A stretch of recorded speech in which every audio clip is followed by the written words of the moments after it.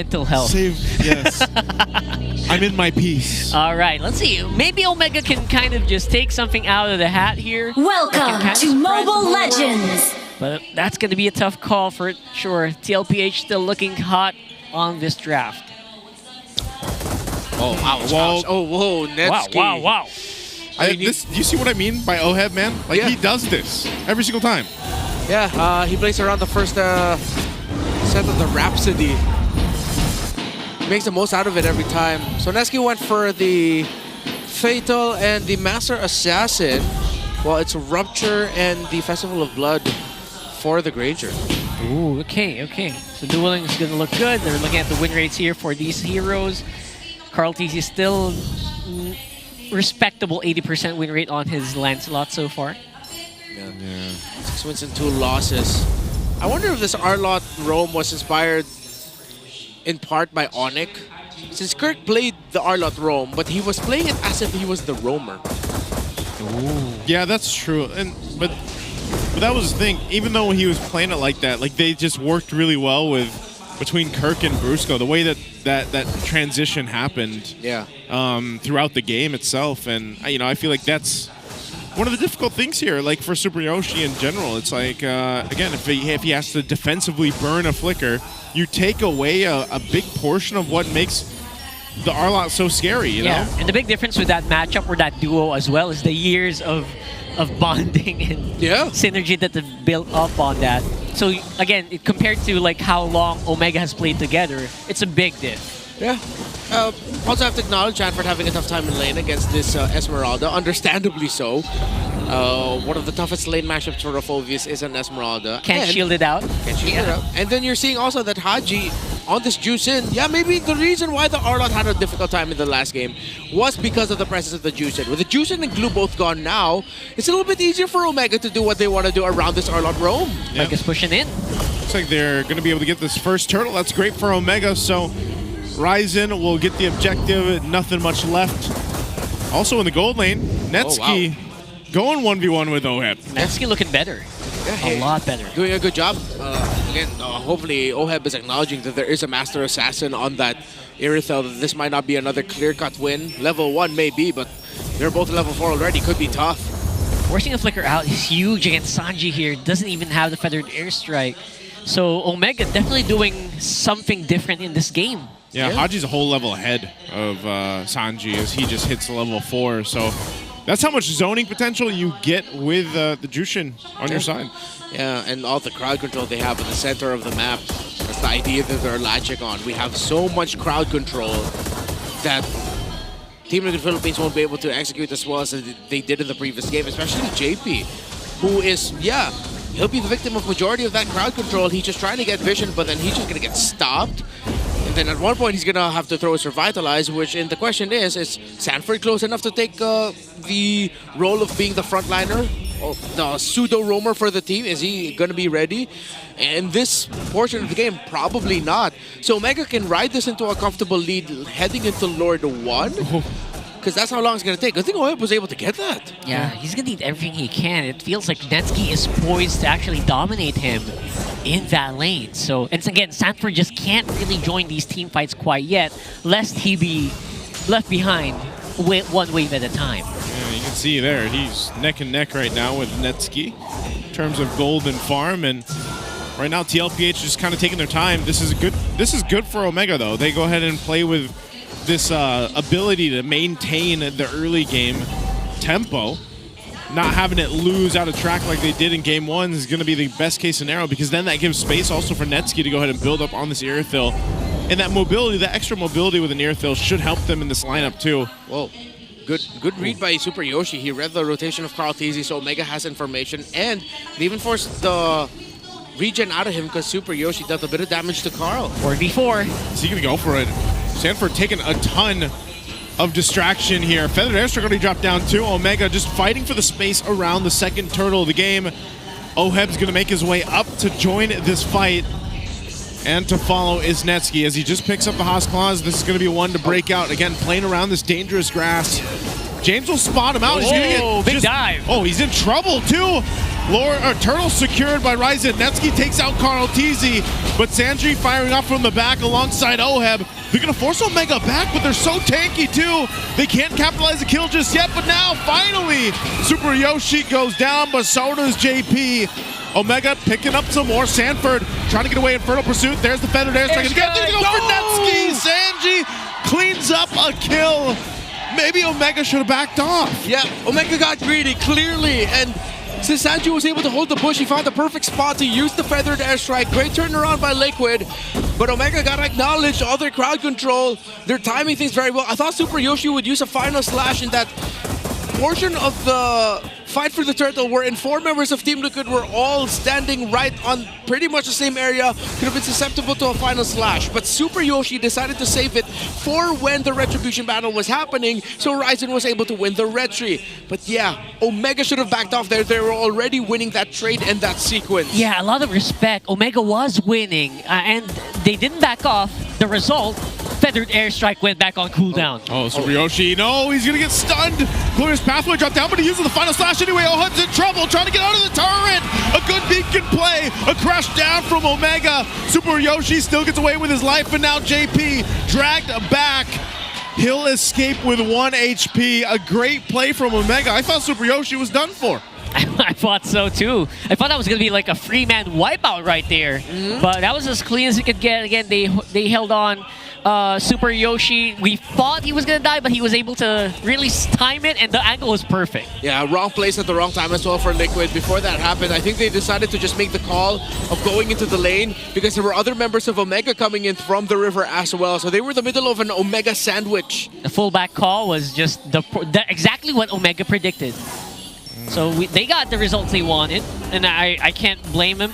Omega was reeling from that, like, just that loss, right? That third loss. Yeah.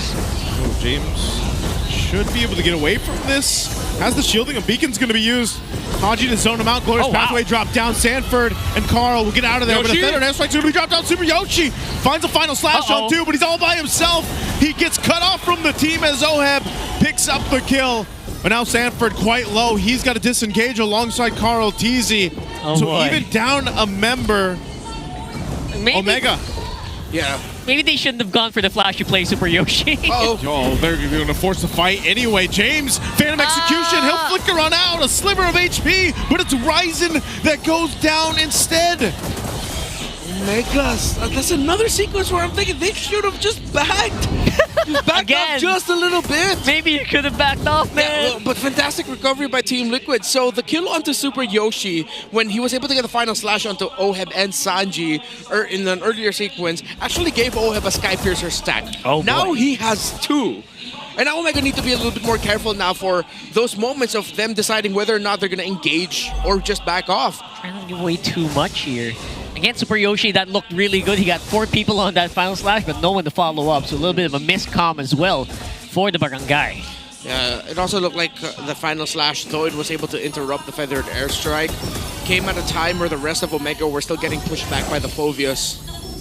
That's what Sanford's been doing really well throughout this game. As much as he's had a difficult time in the laning phase against an Esmeralda from James, he's done good in the team fights. You know, zoning out potential, catching the people with the Dark Wave and Infernal Pursuing in the face of 2 or 3 Omega members is all he has to do. Yeah, so this is where we have to start to see if Netsky can actually turn the tide, if he's got enough damage. Falling Star Moon here. Again, Sanford is pretty close by. I think a big fight could erupt soon. But Omega decides to, you know what, we don't need to. Maybe we've been a bit too hot on our tails here. Yeah. And maybe slow down and maybe just, you know, read the room a little bit better. So they're doing that, and they're they don't want to get anyone get picked off before the next Lord, which is going to be pretty crucial here as well. Yeah. They might lose a lot of turrets if that happens. Ooh, alright. Where are we going to go to next? I think they're just going to be both fighting the objective. Omega might want to consider pushing up top, which is what Team Liquid is also thinking, that Omega would want the advantage there. So they're sending Oheb and Sanford to help cover him. Carl TZ as well if ever something breaks off. With that cleared up top, I think it's going to be a full-on 5v5 for this next Lord. Looks like it. I want to see who wants to leverage playing around the mid first. Seems like it's Sanji. Kind of perfect angle. Oh, good. Good thing he was able to wings by wings out. No Super Yoshi there as well. Look at the So placement he's here. right behind here. Oh, he will get spotted out. But this is one of the things about Dangerous Grass. You can play into this with the objectives. A little extra bush behind the Lord is a great spot for either roamer to be, really. Yep. So much vision provided. And it's an extra avenue for you to find a flank angle. Huh? A little bit more safely because you're playing around bushes. Oh, All right, that's a safe feathered airstrike. Carl TZ doing a quick temp check. Just gauging where everyone is. Yeah, since Haji did go for the Clock of Destiny, it's not going to be as easy to take this Juicing down. oh, whoa, What? whoa! I don't know if he had any information that Super Yoshi. That was a guess, right? That had to be because, which is interesting because they could have checked that bush. What the hell? Yeah. Yeah. I'm not really sure because he burned the flicker to make it happen. So That's definitely a miscomm there. not good. I mean, he does get his ultimate back very quickly, but now without a flicker. Yeah, Are you expecting Sanji to be there or something? maybe. That doesn't feel good, though. It doesn't feel good at all. Now we're going to go into this team fight with some resources burned. Yeah, they know they've got a feathered airstrike here too. Yeah, they're very aware. TLPH was front seat when all that happened as well. Yeah, I think Sanji accidentally walked out of that bush. Or, okay, they're trying to dance. They're forcing a movement. So now they tried out the control. Sanji showed himself. Omega decided to go hug a little bit closer to the bush in the back, which means that they open up the avenue for Sanji to go up top. could JP still goes be. back to hold the beard bush. Oh, 4v5, 4v5. Yeah, they know Sanji's there. He's gonna make his way with the wings by wings. Lord is half health. Super Yoshi's got the final slash again. in. They're gonna force it. They're gonna go for it. Ryzen gets the Lord, but the fight's gonna break out. Neski gets some distance. Heavy crossbows out, pops the sprint as well. Look at that. And TLPH, they're just gonna go for this tier 1 turret. Falling star move from James. He's dealing with a ton of damage. Can't get away. Oheb picking up another kill and a stack. But they maintain the tier 1 mid turret, at least for now. Yeah, they had to throw James to make that happen. So that's, I guess you could say that's worth, but the pressure's still mounting here. TLPH could actually push in. Yep. With a minion wave, easy take. Haji now has a Sky Piercer as well. Not the first stack though, so now Liquid will have to just try to clean things up. That was a good push by Omega into that Lord fight, and it was just tough for Carl Tese. He was able to get in range, but it was a well-timed use of the Appraiser's Wrath plus Retribution so that Ryzen would secure it. And the big improvement as well, they backed off the moment that they got the objective. So no casualties except for James on that mid. Carl Tese though, hugely aggressive movements. I think he wants to get some kills going on here. But yeah, that's gonna be it for the meantime. We're gonna reset. Yeah, Carl's, he likes to do that on Lancelot, you know, even if it's for his buff or just to possibly start a fight. We'll go ahead Catch and someone on the bush. yeah, And jump a little forward if he has to. yeah, so far I would say that Omega definitely have learned, like they've adapted on the fly here. What TLPH has been doing for the past few minutes and like the past game, honestly. Yeah. And their tempo is a lot better here. Okay. Two blade armors on the side of Team Carl? Liquid, both frontliners. Oh, he's going for Netsky. Lewis Pathways dropped down 2. Feathered Airstrike will find the mark. Netsky's gone. Smart Omega losing a ton of damage now that Netsky's out of the way. JP still leading the charge. They want more. James trying to cut them off. Ryzen falls. Another stack for Oheb. Looking for more in the mid lane. They're going to go for it. Super Yoshi in trouble. Oh! Double for Oheb again. Another stack. Omega falls apart in the mid lane. And now the tier 2 Oh, boy. going to be taken here by TLPH. Sanji is the only one gone. They want to get more pressure on the base here of Smart Omega. A flicker forward from Sanford going for Haji. And a Phantom Execution will help clean it up. Wow. James left to his own. Netsky's back up though. So they maintain the base turret, but man, what a switch for TLPH. Oh yeah, great lockdown. So Carl Tese starting things off with that kill onto Netsky. Of course, that was capped off by the feathered airstrike of Sanji. And Carl Tese almost got taken out there because... That was close. Yeah, that was very close because Ryzen was maximizing his crowd control as a Fredrin with a slight knock-up and the taunt as well to try and save Netsky. But you can't crowd control a feathered airstrike. And the hit of the feathered airstrike, I know that the Farsa can get crowd control. Just making it clear, because I know some people in online are like that. Disclaimer. So great Dragon Spear.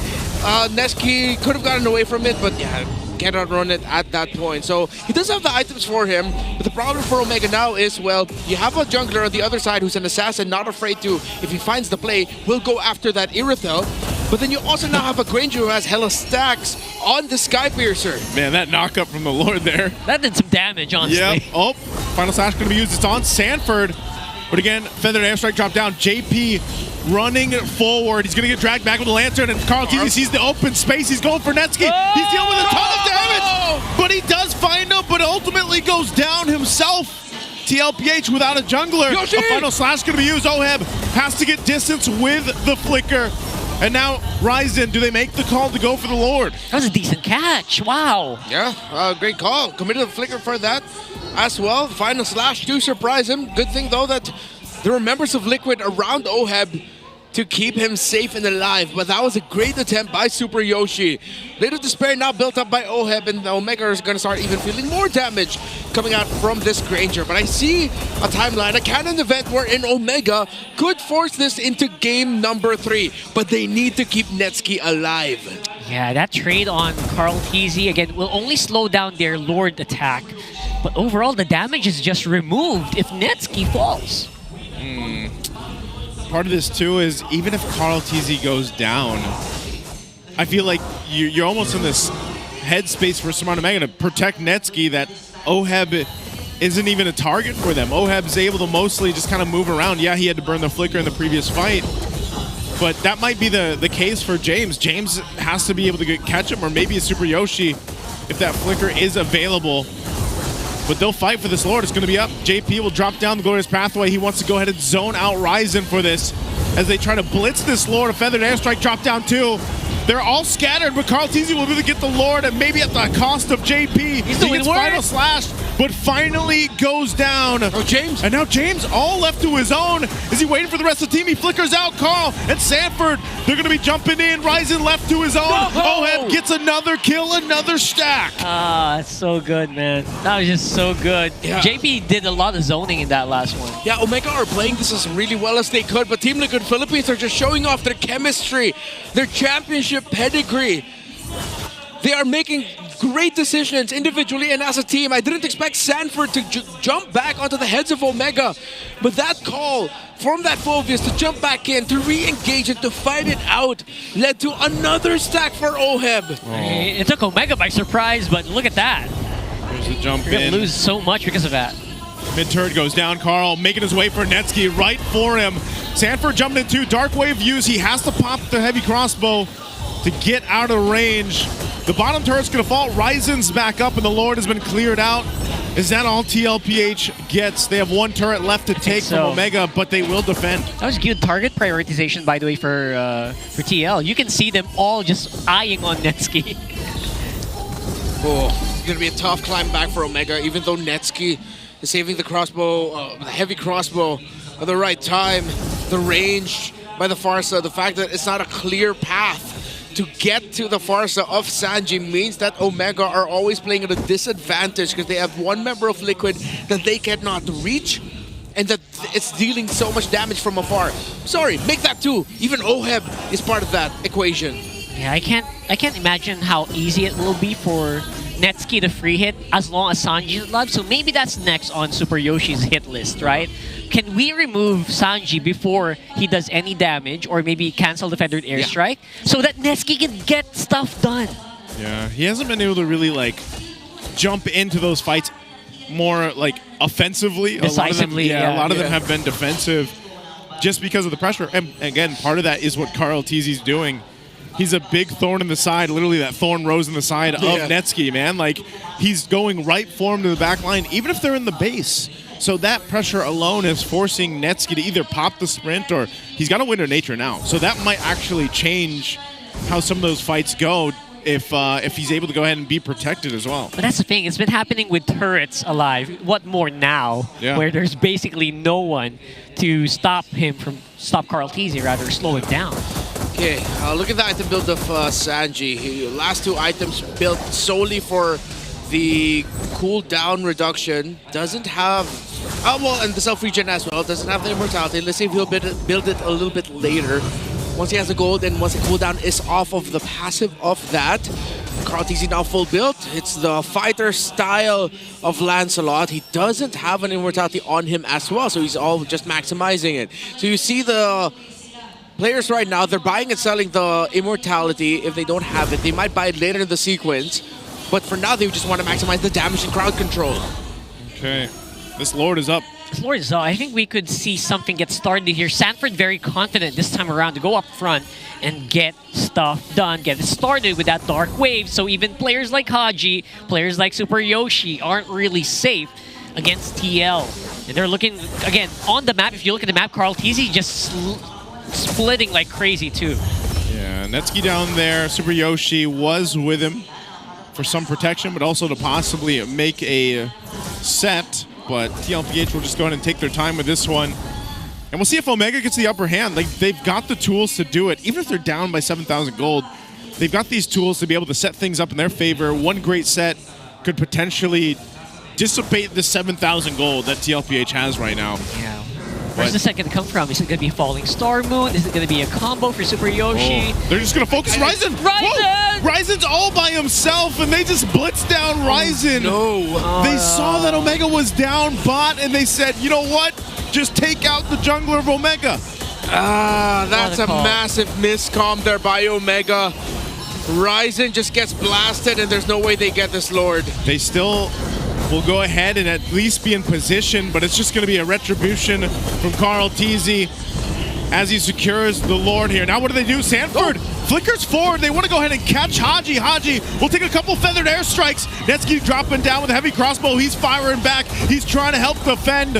They already used some resources to stay alive. The flickers are down, and they have to deal with the Lord marching in mid. So when Haji got caught out, he quickly got immortality. And we saw there, Team Liquid Philippines, Carl TZ, in the middle of that sequence, got the immortality. So you see the buying and selling mid-team fight. Once they know that they might actually lose that team fight, they buy immortality in the middle of it all. From the back. Super Yoshi, final slash spawn 3! A huge one on TLPH, and Netsky finally gets to unleash.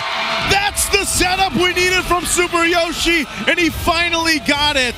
Half health on the turret, on the base turret of Omega, but man, what a turnaround. The funny thing is, he walked by Carl TZ to do that. That was crazy. We need a super slow-mo for that. Was it not called? Was it not shared? The Arlot was there. Yoshi! Oh my god. Keeps Omega alive, this Arlot pick. Finally, showing up with the impact that we were looking for in the previous game, now felt in big fashion. Liquid. Let's look at the replay. Here we go. That was beautiful. Look at this guy. Oh, and he also had Netsky behind him too, so he had damage. Yeah, he used the vengeance on Carl TZ to get closer to the fight so that he could get in a perfect angle to final slash Team Liquid. Oh boy. Goodbye. 8,000 gold lead. Literally what you mentioned. You guys Literally what I called said. this Yep. a minute ago. My goodness. And that wasn't even a Team Liquid error. That isn't one of those scenarios where you could say that was Team Liquid's fault. Maybe you could say Sanford diving a little bit too, being a little bit too eager to try and kill Haji up top. Yeah. They did eventually get the tower through there, but them losing Sanford hurt them more. I would say that was an autopilot move because they were gunning, they wanted to finish it, they were setting up for a finish, right? And you don't expect an airfill to come from behind, I guess, right? It's also one of, they were waiting in that dangerous bush where Netsky is now. Like, that was the angle they came from, using that conceal. Yeah, that bush there. So, again, utilizing this map, the dangerous grass that we have now. But that's the question, was that enough to go ahead and make it a much better 50-50 or maybe even better odds for the next Lord? They got the Lord. They got the gold advantage now. Yeah, it's definitely a 50-50. Let's see if Omega, quick recovery for them. That's huge. Believe what I'm seeing. 24-minute game, by the way. Liquid need to sharpen up, and they need to respect the fact that their lead is gone. If they slip up again, if they don't watch their positioning together as a team, if they overcommit when they do not need to, Omega will punish. Oh, what are they going to do here? Oh, they see Netsuki and They Super see him. Yoshi. They see him. They're just going to go for Super Yoshi. He pops the flicker. Boy. Pathway drop down. Super Yoshi re-engages the vengeance and the final slash. Oheb joining the fight. He's zoning out Haji the best he can. Yoshi. He's still got the immortality. It's going to be popped. What do they do here? Do they save him? No. Super Yoshi's gone. A decision from TLPH, and now they have the numbers advantage. I mean, they were trying as much as they can to go. They saw it coming from a mile away, but it was just not enough. The glorious pathway, you can't outrun that. Yeah, you saw JP laughing and smiling there. It feels like, oh, we got you back for what you did to us. Well, Ryzen's still up. They're going to force the fight anyway. A Dark Wave Flicker, Feathered Airstrike, Immortality on Ryzen. They just want to take out the jungler. He pops the Winter Crown, but it's going to be a kill for Oheb. And now Haji, James, and Netsuki running for their lives. Netsuki has the damage. He pops the Wind of Nature, but it's just overloaded as Netsuki's gone. And TLPH gets it back as they clean up James. Only Haji against the full force of Team Liquid, all picking up Winter Crowns. They're just going to go for the win here. Haji doing what he can. They drop down the pathway. They've got a couple of minions here. They'll lock down on the base. Winter Crown in front of Haji, and they will take the series.